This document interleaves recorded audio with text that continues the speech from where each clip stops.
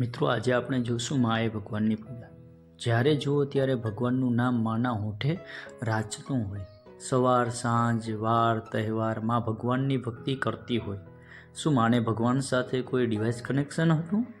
કોઈ વિશેષ પ્રીતિના કારણે એ આ બધું કરતી હતી? ના, મને નથી લાગતું. પૂજાપાઠ એને મન નિત્ય પ્રવૃત્તિઓ અને રિવાજનો એક ભાગ હતા. વધુમાં એને ડર સતાવતો કે જો એ સમયસર પૂજાપાઠ ન કરે તો પાપ ગણાય અને કંઈક અમંગળ ઘટે.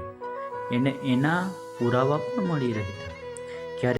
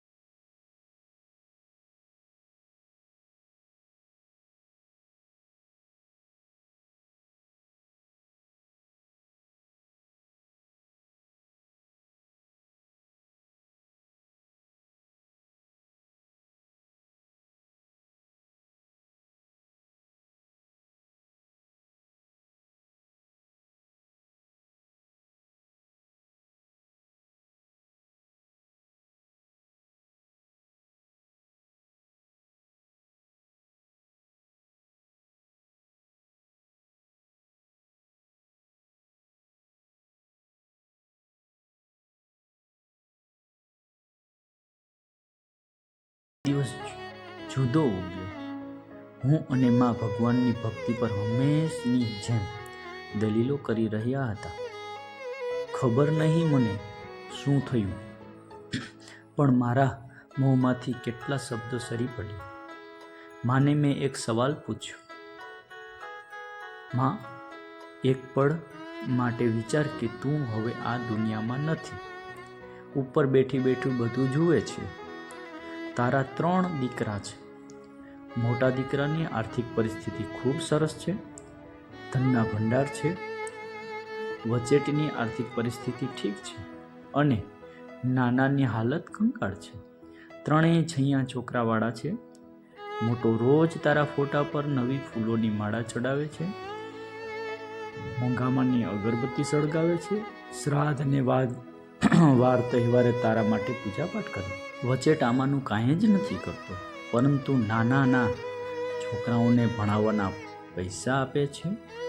જરૂર પડીએ અનાજ કઠોળ ભરાવી આપે છે.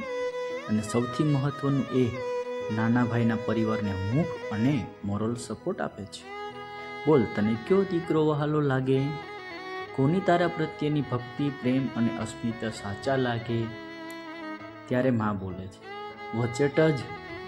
મારો એક દીકરો ભૂખ્યો મરતો હોય અને બીજો દીકરો એને મદદ કરવાને બદલે મારા ફોટાની ધૂપબત્તી કરતો હોય તો મારું હૈયું એના માટે કેવી રીતે ઉભરાય? આ પ્રેમ નથી.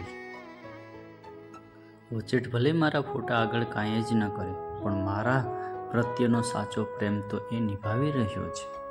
મને વચેટ જ વધારે વાલો લાગે ને, એમાં કોઈ સવાલ જ નથી. તો તું જ કહે કે આપણે સૌ ભગવાનના બાળકો છીએ ને? જ્યારે વિશ્વમાં ઘણા લોકો ભૂખ્યા હોય, દુઃખી હોય અને આપણે એમને મદદ કરવાને બદલે ભગવાનના પૂજાપાઠમાં વ્યસ્ત હોઈએ તો ભગવાન રાજી થાય ખરો? એ પૈસાથી કોઈની ભૂખ, કોઈની બીમારી દૂર કરવામાં યોગદાન ન આપી શકીએ, એટલો સમય કોકના આંસુ લૂછવામાં, કોકનું ભલું કરવામાં ન ગાળી શકીએ. તું જ કહે, ભગવાન શેમાં રાજી થશે? સાચી ભક્તિ અન્યની સેવા છે કે ઈશ્વરના પૂજાપાઠ? પહેલી વાર મેં માને આટલી સ્તબ્ધ જોઈ.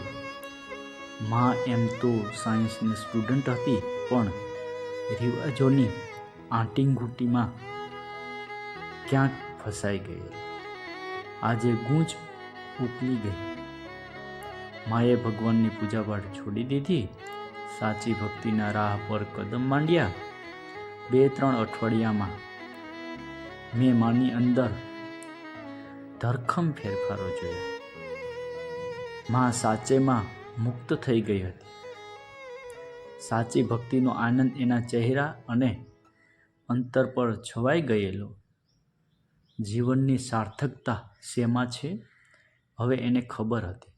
એને હવે પરિવારની ચિંતા ન હતી, અલબત્ત આખા વિશ્વની ચિંતા હતી. તેમ છતાંય તે ખુશ હતી.